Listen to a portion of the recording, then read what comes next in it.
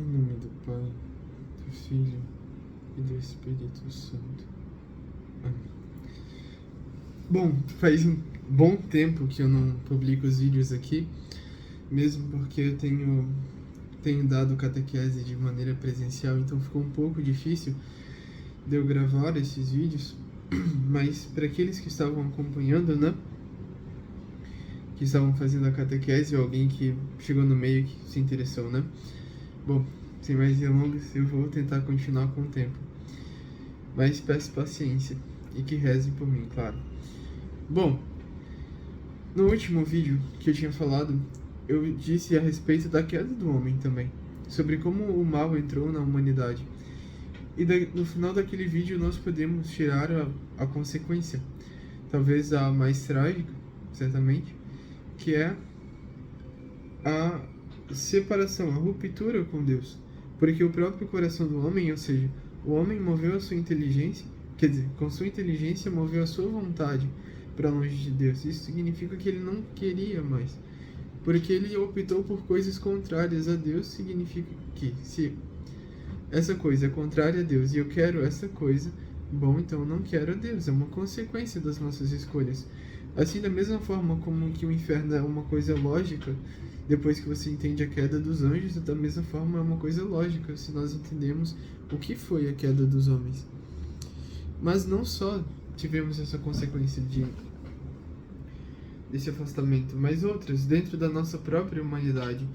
Bom, nós podemos ver três principalmente: a ignorância, a malícia e a concupiscência. A ignorância, que é a nossa inteligência, que ficou mais afetada, ficou mais obscurecida por causa do pecado original. Com muito mais dificuldade nós conseguimos enxergar a Deus. Com muito mais dificuldade nós conseguimos ver o ser das coisas, o que elas de fato são. Com muito menos pureza, porque certamente muitas afetações dos nossos sentimentos, muitas afetações dos nossos interesses, dos nossos gostos, nos afetam aqui em nós mesmos, para ver as coisas. A malícia, que também, talvez por causa dessa ignorância, ficamos com uma tendência para fazer aquilo que é mal, para buscar, com uma dificuldade muito maior de buscar o nosso verdadeiro bem, a nossa verdadeira felicidade, o que nos afasta dela, certo? Se vocês viram as primeiras aulas que eu postei no Instagram, inclusive, vocês já vão entender isso, que é o bem. E então, a concupiscência, que os nossos sentimentos, de maneira desordenada, eles começam a buscar as coisas, e como que nós ficamos nesse meio, distendidos por eles. Porque o que são esses sentimentos se não forem iluminados pela inteligência? Desordem pura, porque eles não têm razão nenhuma. Eles são cegos, igual a vontade também é cega. Se a inteligência ela não coordena e não diz para onde que eles têm de ir, eles simplesmente nos controlam. E de forma desordenada, de forma que não vai chegar a nada bom. Isso, entende? Quero dizer? Pois bem, essas são as consequências. E sem dúvidas, isso tudo não se separa do mistério de que nós iremos para o inferno. Se nada mudar. Continuaremos com essa tendência a ir para o inferno, a não ser que Deus, o próprio Deus, faça alguma coisa que nos salve, porque nós, por nós mesmos, somos incapazes disso. Com essas consequências, nós não só estamos condenados ao inferno, mas temos uma dificuldade de encontrar a Deus. Temos uma dificuldade de amá-lo. Nós fomos criados para o amor, porém, com as nossas escolhas, nós ficamos com dificuldade de fazer aquilo pelo qual nós fomos criados para fazer. Entendem a gravidade disso? A coisa mais sublime que nós podemos fazer é conhecer e amar a Deus, e é isso que nós temos dificuldade. Pois bem, nós precisamos de um Salvador. E durante toda a história da humanidade narrada nas Sagradas Escrituras, nós podemos ver, principalmente dentre o povo de Israel, como que eles tinham essa consciência de que era necessário um Salvador, era necessário fazer coisas a Deus. Então, mesmo, mesmo mesmo logo depois da queda de Adão e Eva, nós podemos ver Abel e seu irmão Caim, que ofereciam sacrifícios a Deus. De fato, o sacrifício de Caim não era um sacrifício que vinha do coração, mas vamos olhar agora somente para o de Abel, que pegando aquele cordeiro, o melhor de todos os seus cordeirinhos, o mais gordo, o melhor de todos, ele o oferece, o imola, o mata, né? Faz separar-se o corpo do sangue, então queima esse cordeiro para Deus, com seu coração dizendo: Senhor, não sei que tipo de sacrifício foi esse, mas de todo modo, Senhor, eu vos amo e quero vos amar tanto que eu não posso, mas que se eu pudesse, eu queimaria toda a minha humanidade por ti, daria toda a minha vida por ti. Mas como eu não posso fazer isso comigo mesmo, eu faço com esse cordeiro. E assim como ele, tento viver a minha vida nessa constante imolação de mim mesmo para vós, por amor a vós. Entende isso? Uma coisa externa, mas feita com o coração. Mas qual a finalidade desse vídeo? A promessa do Salvador, como vocês podem ter visto no título. O povo de Israel, durante toda a sua história, até a vinda de Cristo, eles faziam esses sacrifícios, como Abel, sacrifícios de louvor, para louvar a Deus, agradecê-lo, né? Sacrifícios de adoração para adorar a Deus, dar a Ele toda a honra, toda a glória que Ele merece por ser Deus. Sacrifícios de reparação. Vocês já devem ter ouvido a expressão bode expiatório. Então, para expiar os nossos pecados, se coloca o pecado no animal e o imola. E assim, a pessoa fica purificada de seus pecados. E então, o sacrifício de súplica, pedindo a Deus. Durante toda a existência do povo eleito, se faziam esses sacrifícios a Deus, constantemente, durante todos os séculos, porque via-se essa necessidade, porque é justo isso, principalmente o sacrifício de reparação, porque, bom, gente, com o nosso pecado, uma ferida foi colocada em Deus, e é necessário se reparar essa ferida. Colocando numa linguagem bem metafórica, né, assim dizendo, mas, entendem? Se algo foi tirado, é necessário reparar, é necessário devolver esse algo. Isso é justo, Entendem isso?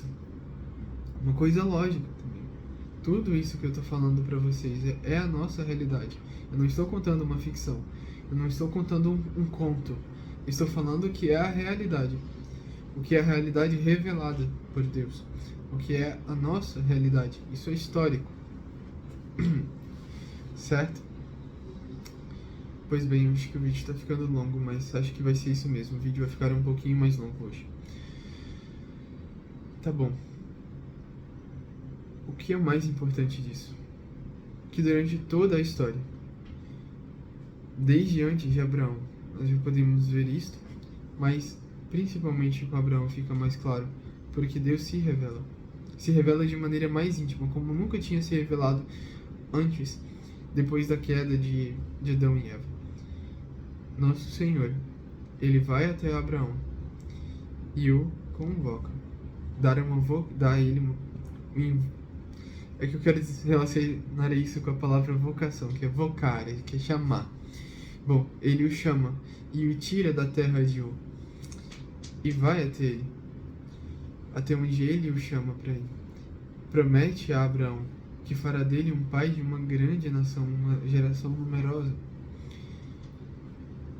E pense, isso aconteceu na realidade. Aconteceu na realidade de modo que Abraão não conhecia esse Deus. Sua esposa, quando ele diz a ela, a Sarai, sua esposa, que eles deveriam sair daquela terra, na terra de Ur, na Mesopotâmia, e então ir para um outro lugar, um lugar que ele não sabe qual é, mas que ele tem de ir, porque Deus falou com ele. Deus falou no coração dele, ele devia ir. Pois bem, Deus se revelou a ele, mas ele não sabia quem era esse Deus. Mas se tem uma imagem desse Deus, naquela época também se faziam esculturas para que pudesse olhar. Nós somos humanos, gente. Nós precisamos de referências. Uma imagem é uma referência. Depois eu vou explicar a diferença de uma imagem pagã e um ícone católico. Tem uma diferença, né? Mas tudo bem. Mas somos humanos, precisamos de referências. Existe uma imagem desse Deus, a gente conhece ele? Não tem imagem. Ele ainda não falou o seu nome. Eu sei que ele falou comigo. Ele quer que eu saia dessa terra e que eu vá para uma outra. Ele quer fazer alguma coisa através de mim. Sem saber de nada, com uma mão atrás, outra na frente. Eu tô me embolando todo. Enfim, ele se jogou no escuro, deu um passo no escuro e foi seguindo a ele. E toda a sua vida foi essa prova. Essa prova no sentido de que, bom, Deus está falando comigo e eu tenho que corresponder a este Deus. A ponto de que mesmo depois de anos na velhice suplicando a Deus com uma promessa de Deus de que mesmo velho ele teria um filho, quando ele tem este filho, ele sobe o Monte Moriá e lá ele imola esse filho porque Deus o pediu.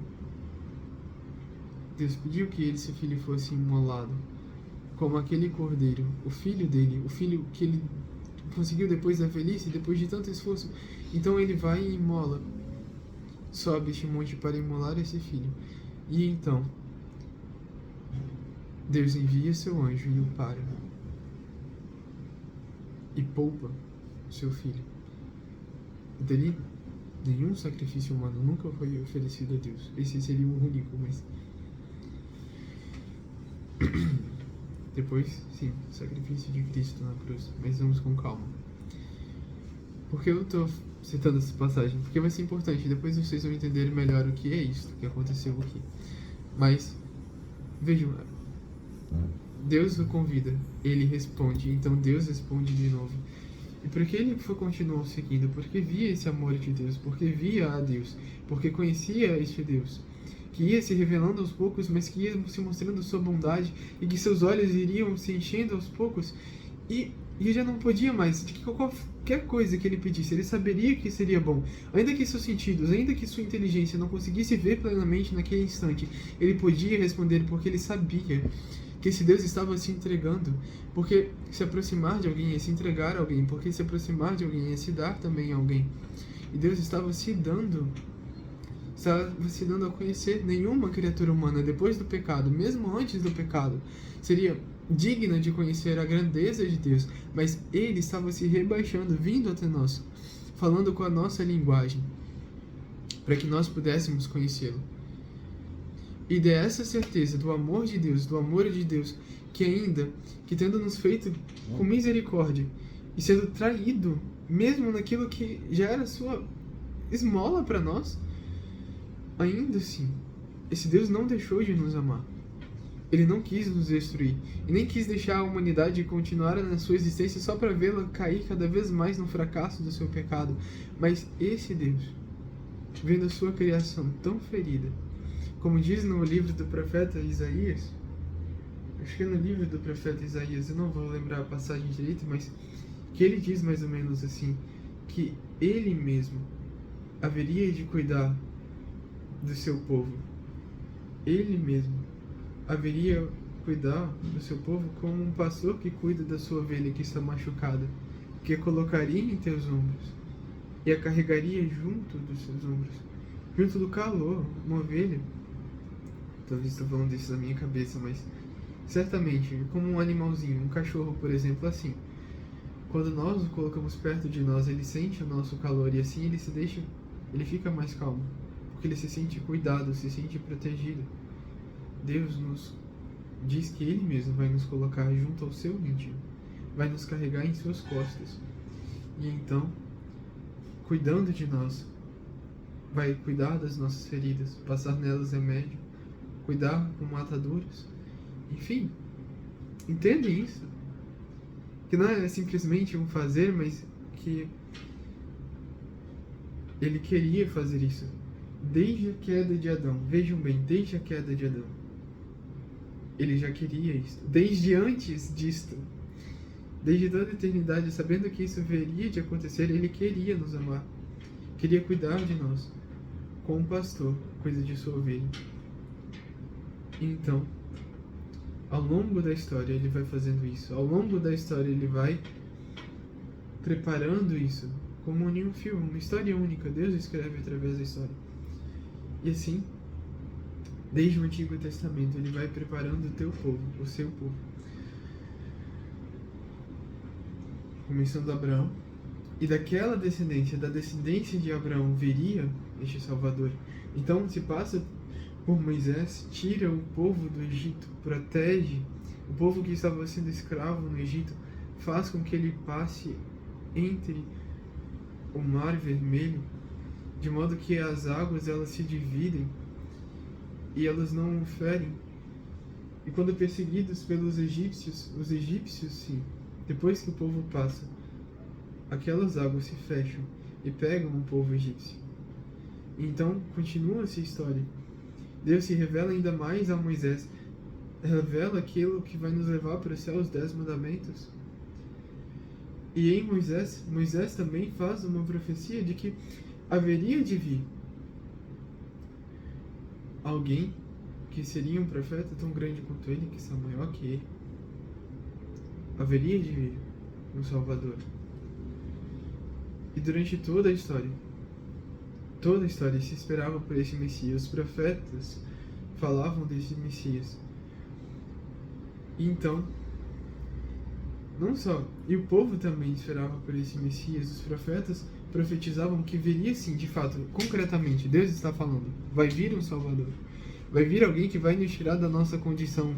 Vai vir alguém que vai nos unir plenamente a Deus. Vai vir alguém que vai nos salvar. Precisamos ser salvos. E pois bem, Abraão é 2000 anos depois de Cristo, acho, salvo engano. Davi é 1000 anos depois de Cristo e virá esse rei. Este rei que sim teve seus pecados durante a sua vida, mas se converteu. E o seu coração foi modelado, de modo que poderia-se dizer que Davi era segundo o coração de Deus. Como diz no livro, acho que do profeta Jeremias, que Deus haveria de modelar, que nós somos como barro na mão do oleiro, né? Que ele nos modela. Pois bem, Davi também foi modelado e tendo essa intimidade na oração com Deus. Também nos seus salmos, em outros salmos, tem as profecias também sobre a vinda do Messias. O Salmo 2:7. Vou proclamar o decreto do Senhor. Ele me disse: Tu és o meu filho, eu hoje te gerei. Então, o Salmo 130 também, tem outros, claro, mas que cita esses. Mas que os guardas pela aurora, aguarde Israel ao Senhor, pois com o Senhor está o amor e redenção em abundância. Ele resgatará Israel. Ele mesmo há de resgatar Israel. Ele é que há de nos redimir. E eu tô indo aos poucos, e depois, acho que Isaías é depois, pois bem, mas tô falando dessas coisas para que vocês vejam, desde a queda de Adão, desde Abel, que está ali do lado, até cada instante, mesmo no dilúvio, mesmo Noé, toda a história fala de Deus, toda a história fala desse Redentor. Não só em profecias diretas, mas quando se tem aquela passagem da travessia do Mar Vermelho, é porque isso está na vida do Messias. E vocês vão entender isso quando eu falar do Messias, mas Deus não só escreveu através de palavras, mas escreveu através do tempo, escreveu através de eventos históricos concretos que falavam sobre esse Messias. E quando nós olhamos para a história, nós vemos que aquilo ali é uma profecia de algo. E vemos que aquilo ali remete a algo que não é somente aquilo, mas que tem algo por trás daquilo. E que, pois bem, depois de Davi que profetizou sobre o Messias, transpassaram as minhas mãos e os meus pés e contaram todos os meus ossos, é o Salmo. Esse Salmo lembra alguém? Transpassaram as minhas mãos e os meus pés e contaram todos os meus ossos. Enfim, continua-se. Isaías.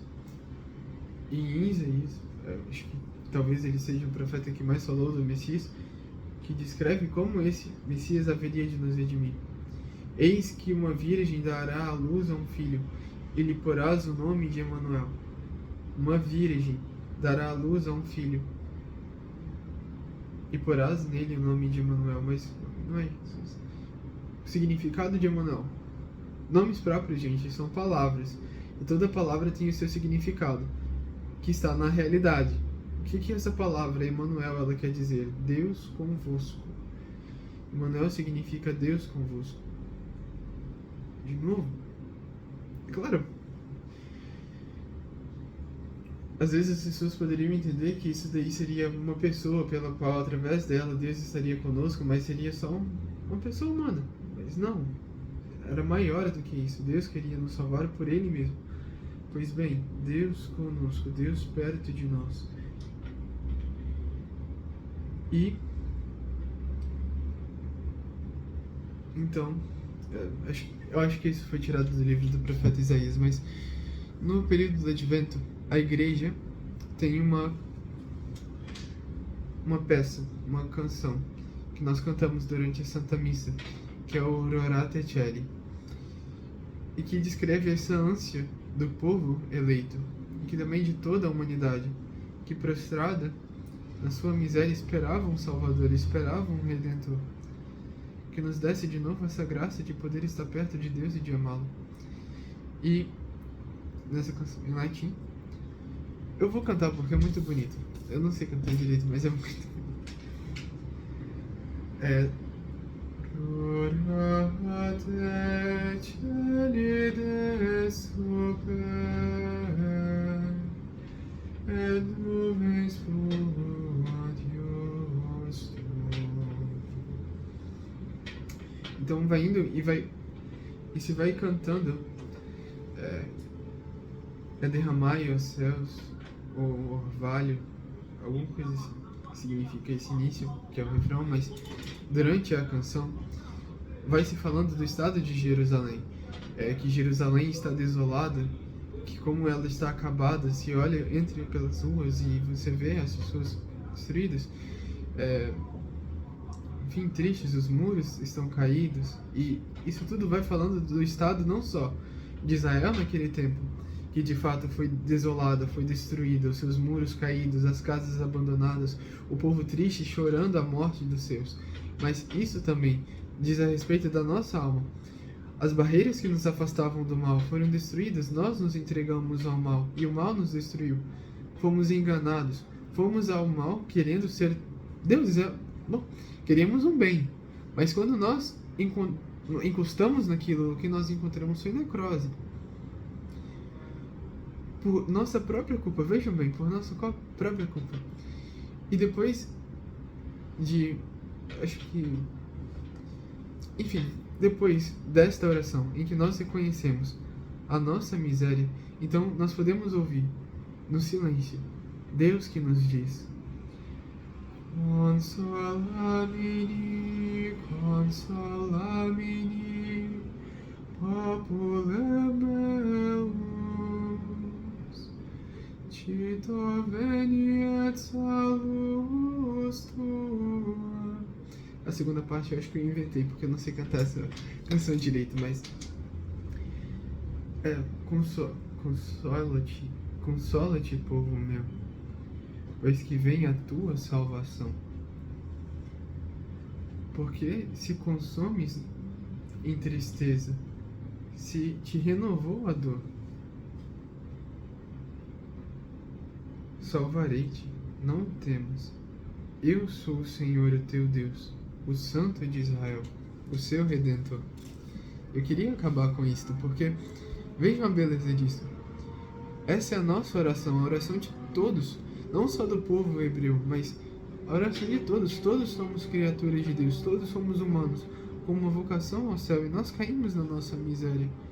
E durante toda a canção nós rezamos, contando a Deus a nossa miséria, o estado em que nós estamos. E talvez, como filho pródigos, só nos arrependemos porque já vemos que aqui não podemos encontrar felicidade e queremos ser felizes, mas talvez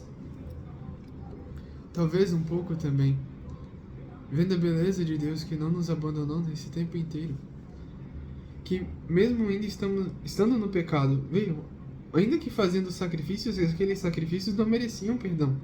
Não mereciam um sorriso de Deus quando alguém fazia um sacrifício de adoração. Ainda estávamos na nossa condição de miséria, em grande parte de nós dominados por aquelas 3 consequências. Houveram santos, mas olha a nossa miséria. Nós merecemos nojo de Deus. Mas ele vem, ele nos toca.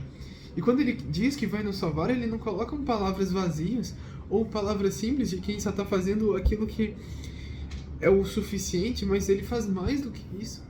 Eis que vos colocarei nos meus ombros e os carregarei com as ovelhas nos meus ombros. Então, chegando naquele lugar seguro, eu colocarei vocês perto de mim e vou cuidar das suas feridas. Vou tocar a sua necrose e vou tratá-la. E te darei não só remédio, mas carinho, te darei amor. Sinceramente, quem fala que Deus no Antigo Testamento não era um Deus de amor, não mostrava o seu amor, é o mesmo Deus, mas que não mostrava o seu amor é louco. Nós demos provas, muitas, não foi só no pecado original, mas muitas, o povo hebreu deu provas de que não merecia ser amado, mas esse Deus que continuava perto de nós, suas palavras dulcíssimas e belíssimas de amor, e que culminam aqui, que reconhecendo a nossa miséria, diante do Deus que já a conhece profundamente, ele diz: consola-te, consola-te, povo meu, porque vem a tua salvação, é próxima a tua salvação. Por que te consomes de tristeza? Não precisa essa tristeza tão profunda, porque essa dor, essa ciência da tua miséria te renovou. Eu vou te salvar, não tema. Enxuga as tuas lágrimas, por assim dizer, e sorria, olhando a esperança que aparece no teu horizonte, que sou eu. E aí entra aquilo que diz o profeta Zacarias no Novo Testamento, né? Que o sol da justiça vem nos visitar. Enfim, que o sol da justiça vem nos visitar do alto. Desce o sol da justiça, o próprio Deus, Jesus Cristo. Ele desce e vem nos visitar. Veja a beleza disso. Então ele diz: eu sou o Senhor, o teu Deus, o Santo de Israel, o seu Redentor. Pois bem, o vídeo ficou muito longo, mas porque seria necessário, para que vocês vissem esta beleza, de que, sim, temos uma história trágica de miséria, mas que ao longo de toda a nossa história, ainda que os nossos atos reafirmassem como nós merecemos de fato o inferno, como nós merecemos estar longe de Deus, porque, bom, nós não sabemos amar mais. Mas como que Deus se aproxima de nós e vem nos amar? E esse Deus, que não tinha face, que nós não tínhamos imagens dele, não sabíamos o nome dele, não conhecíamos muito bem, mas que com o tempo foi se revelando a nós e construindo uma relação conosco, de modo que devia ser assim, devia ser com calma, porque a humanidade tinha medo de Deus. Lembrem-se que Adão e Eva se esconderam de Deus entre a moita. Então era necessário que ele fosse cuidando assim de nós, ainda que nós nem percebêssemos tanto assim, né? Claro, ele é evidente, mas enfim, foi preparando o nosso coração, preparando a nossa inteligência para vencer um pouco essa ignorância, nos dando os mandamentos para que nós pudéssemos contrariar essa malícia e buscássemos o bem, que é ele, a felicidade, que é ele. Então, com essas duas coisas, ainda que tendo que conviver com a nossa concupiscência, pudéssemos dizer não, pudéssemos colocar a Deus de novo acima de nós. Então, mover a nossa inteligência, a nossa vontade para ele, de modo que já não seríamos escravos dos nossos sentimentos, das nossas ilusões. E vejam isso, nunca fomos abandonados, mas que agora, no ápice de tudo, este Deus faz para si uma humanidade e vem nos salvar, que é Jesus. que é o próprio Deus, e que é o que eu vou falar no próximo vídeo, com a graça de Deus, certo? Então, Deus abençoe vocês. Se vocês tiverem alguma dúvida, me falem, me chamem no Instagram, em qualquer lugar, enfim. E com o vosso Filho, Mãe Pia, abençoai-nos, ó Virgem Maria, em nome do Pai, do Filho e do Espírito Santo. Amém.